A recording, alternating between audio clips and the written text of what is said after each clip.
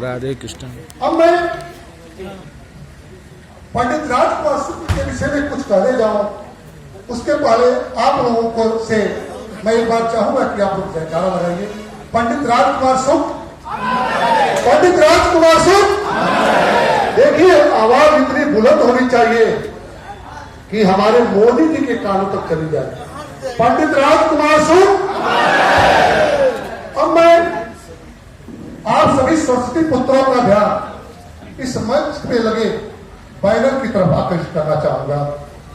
उसपे एक स्लोगन लिखा है, किस्सा सुनते हो रोज औरों को, आज मेरी दास्तां सुनो।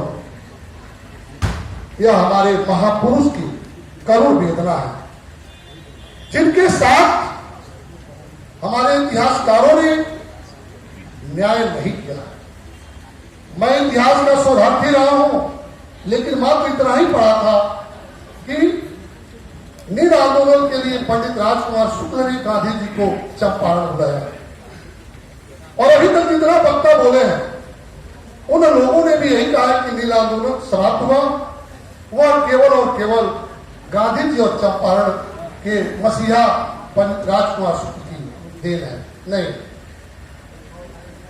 पंडित राजकुमार शुक्ल का देन केवल नील आंदोलन नहीं है। अगर भारत में पहली बुनियादी शिक्षा की शुरुआत हुई, वो भी चंपारण आंदोलन का देन है।